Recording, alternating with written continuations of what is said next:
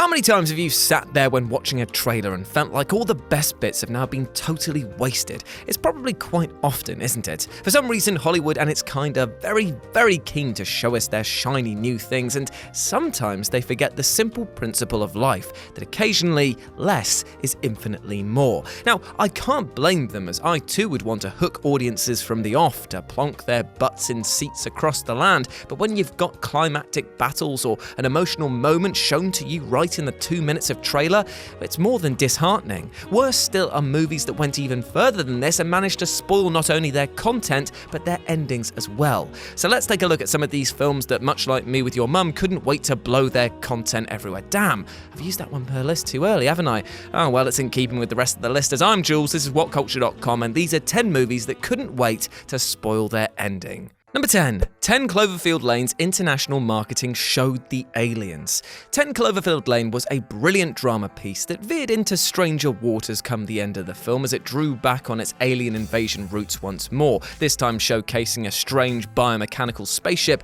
with a giant toothy maw. Looks like something out of Warhammer 40k. Love it. With the help of a Molotov cocktail, though, our lead is able to escape being used as a human toothpick. However, we, as an audience, weren't able to enter the film with such confidence, as while 10 Cloverfield Lane's title made it clear that the film took place in the Cloververse, the stateside marketing did a great job concealing the presence of aliens altogether, focusing instead on the post-apocalyptic survival aspect.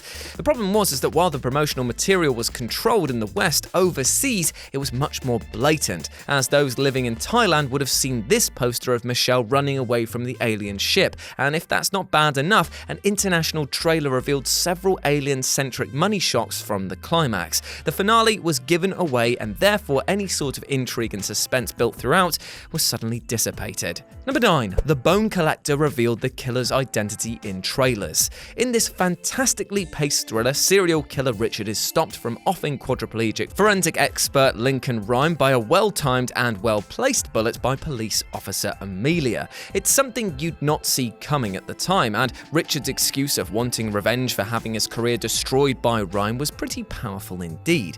That was, unless you'd seen the movie's main trailer, in which an unseen character says, "I gave you so many clues and you failed." That's a pretty nice bit of meat, that line right there, right? Well, don't bother waiting for the buffet, as that distinct vocal pattern couldn't be anyone other than Richard, really, could it? Leaving those who saw the trailer enough time to sit through that 2-hour film where they knew who the bad guy was.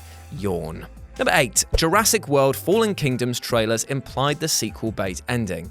So the ending to this mind-bogglingly strange film is that a cloned young girl sets all the dinos free into the wilds of the US, while Dr. Ian Malcolm declares to the Senate, "Welcome to Jurassic Park." So how was it spoiled? Well, because the movie's trailers were rather, half-assed about it, liberally featuring money shots from the climactic montage, including where all hell starts to break loose. Malcolm's title drop is featured in the trailers as well, but is so poor and so forced that many thought that it was shot exclusively for the marketing, as, I mean, come on, nothing can be that bad, right? However, some eagle-eyed fans were able to put 2 and 2 together, as the trailers also featured the closing shot of one of the monsters escaping its confines and terrorizing a group of surfers at a beach. I mean, how else could this be possible unless the dinosaurs got free at the end?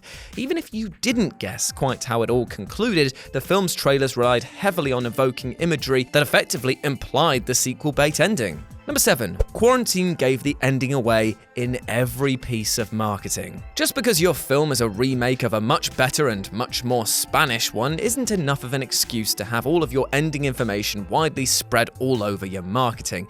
This is literally the final shot of the original film, and it was so brazenly spoiled that people were put off seeing it, which actually turns out was another massive mistake on the movie's behalf, because those that did see it had built up a false expectation. Surely it can't be the end, they thought. Surely there must be more to it than that. Maybe the US version goes on further and explains more about the interesting plot.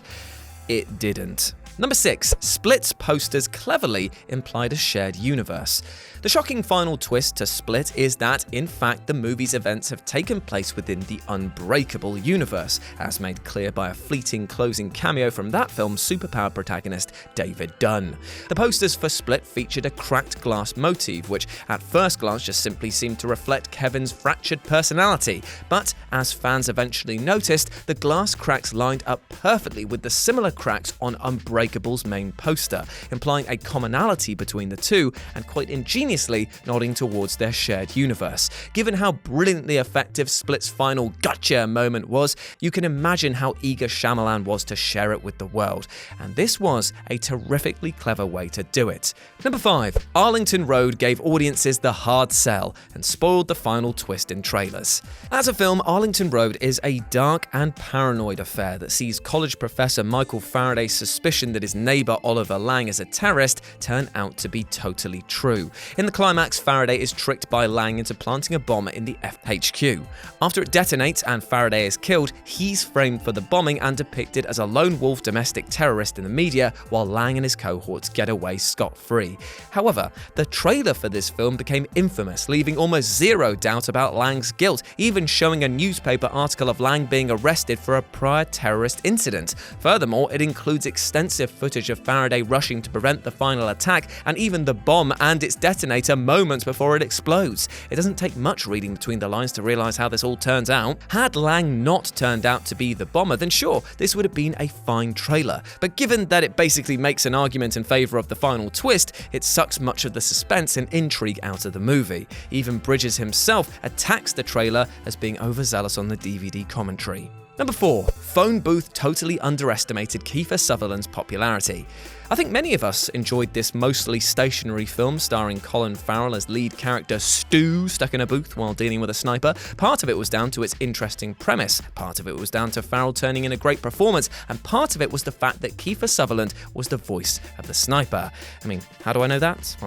It's obvious, right? I mean, he's got such an iconic voice, and he was at the height of his popularity at the time, with 24 being a smash hit, so it's clearly him. Which does make the fake-out ending harder to swallow when we see a person who we are told is the sniper being dead on the floor. But this wasn't as much of an absolute meal as the posters made of this. They actually included his face on the poster, the unknown, unseen sniper exposed to all involved. I get that they wanted to cash in on Sutherland's supernova of popularity, but it does make him stand out like a sore thumb, right? Number 3. A Star is Born's music video spoiled the big dramatic moment.